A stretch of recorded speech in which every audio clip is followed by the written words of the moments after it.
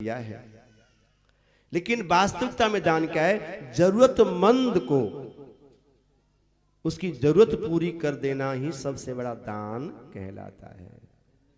पवित्र सदाचारी को, और दान किसको करना चाहिए, इसमें बहुत बड़ी विशेष देखने की बात है। एक होती है दक्षिणा, एक होता है दान।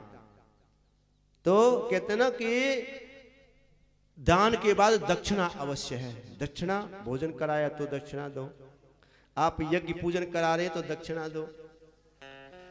और दान दक्षिणा उसको दी जाती है कि जो कोई पांडित्य कर्म करे, विवाह पढ़ा, हवन कराया, यज्ञ कराई, पूजा पाठ कराया, तो उसको दक्षिणा दी जाती है। ध्यान रखना, दक्षिणा एज ए फीस पारिश्रमिक, तो उसको दक्षिणा दी जाती है। और दान हरे को नहीं दिया जाता, ध्यान रखना। दक्षिणा हरे को दी जा सकती है जो कार्य करे, लेकिन दान सुपात्र को देना चाहिए। सदाचारी, त्यागी, संयमी, सदाचारी जिसमें कोई गलत आचरण हो, संयमी हो, ऐसे को दान करना चाहिए। अगर दान गलत जगह में हो गया तो तुम्हारा भी उसमें भला नहीं है। दान किसी दिव्य संत, परमार्थी संत को देना चाहिए। दान किसी जरूरतमंद को देना चाहिए। दान सदगुरु को देना चाहिए। तो ये दान की जगह बताए। पूजा विधान बताया, क्योंकि ये प्रिय व्रत नाम है ना, ये सारे व्रत से ले रखे, ऐसे नियम से चलता है। पूजा का विधान क्या, हम पूजा करते हैं लेकिन जीवन निकल गया, लाभ नहीं हुआ।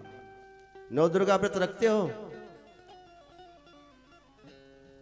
लेकिन कैसे रखते हो? अगर जैसे व्रत रखो, पूजा करो, तो निराकार साकार दो मूर्ति होती हैं, ध्यान रखना। एक साकार होती है शेरों वाली, है ना, दुर्गा। तो दुर्गा, नौ दुर्गा में दुर्गा जी की हम पूजा करते हैं, कैलेंडर मूर्ति रखते हैं, पूजा अर्चना हो गई, लेकिन अधूरी है। उस मूर्ति के साथ में एक मिट्टी की बिना स्वरूप वाली पिंड रूप में बना के रखो। शिव जी की साकार मूर्ति हम रखते हैं, उसके साथ में जरूर शिवलिंग मिट्टी की किसी वो भी रखो।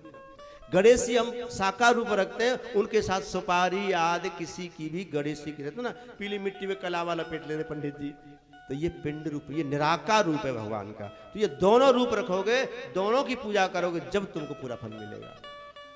तो ये पूजा का विधान बताया कि पूजा पंचोपचार 5 प्रकार से, और षोडशोपचार 16 प्रकार से।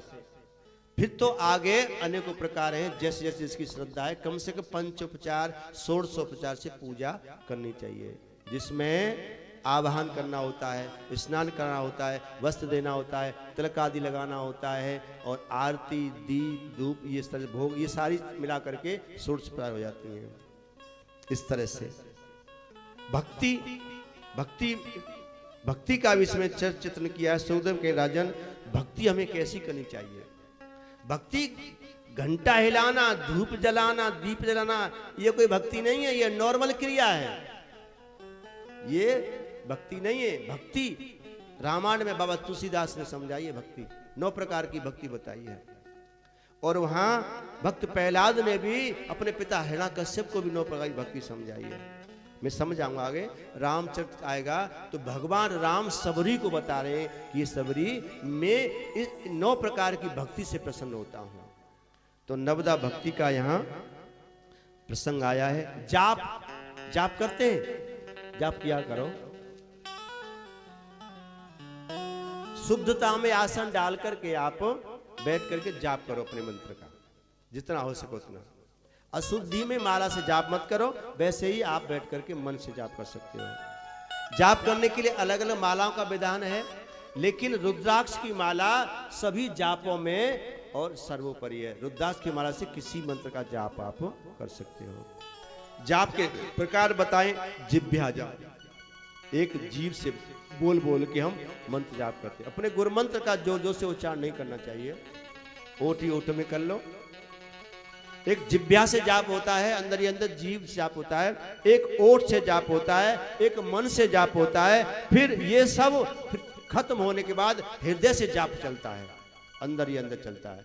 फिर ये भी खत्म हो जाता है, फिर श्वास के साथ अपने आप अजपा जाप चलता रहता है। तो ये जाप के विधान बताए।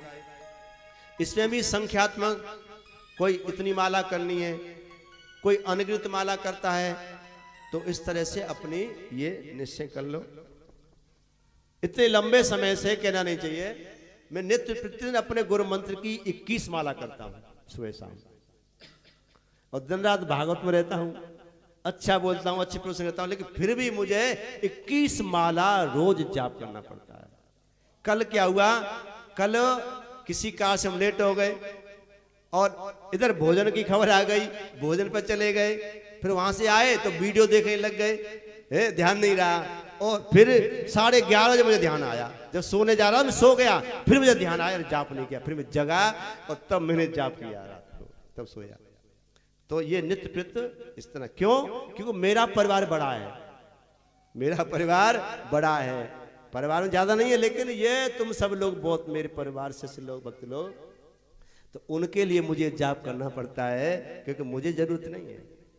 क्योंकि जब मेरे पास बैंक बैलेंस नहीं हुआ तो मैं क्या दूंगा तुमको, और जब बैंक बैलेंस ही खत्म हो गया देता रहूंगा तो फिर मैं कंगाल हो जाऊंगा, कंगाल हो गया तो फिर मैं, तुम्हारी तो गति हो जाएगी लेकिन मेरी अधोगति हो जाएगी। अपने बचाव के लिए तो ये मुझे करना पड़ता है। तो ये जाप करो। बोले गोविंद भगवान की जय। ये काम की चीज है। ध्यान, बहुत से लोग ध्यान करते हैं, और ध्यान कैसे करें, किसका करें, कहां करें, ये भी इसमें बताया है कि हम आसन लगाएं, मन एकाग्र करें। मन एकाग्र नहीं होता है, मन बहुत चंचल है, लेकिन धीरे धीरे अभ्यास से वो स्थिर हो जाता है। अब जब ध्यान करते हैं तो ये समस्या आती है कि महाराज जब हम ध्यान में बैठते हैं तो संसार की बातें आती हैं, अच्छी बुरी भली, लड़ाई की, प्यार की, सब बातें उस समय आती हैं। अब बताओ, ये समस्या आती है, लोग हमसे शिकायत करते, कहते हैं। तो ये वास्तविकता ये है कि वो सांसारिक बातें आती नहीं है, वो जाती हैं। जब तुम ध्यान करने बैठोगे तो वो जो तुम्हारे दिमाग में, जो दिल में, जो मन में भरा हुआ है ना, सांसारिक कूड़ा कबाड़ा, वो निकलता है, क्योंकि भगवान का नाम जा रहा है, और भगवान के नाम से भयभीत होकर के वो सारी चीजें निकलती हैं।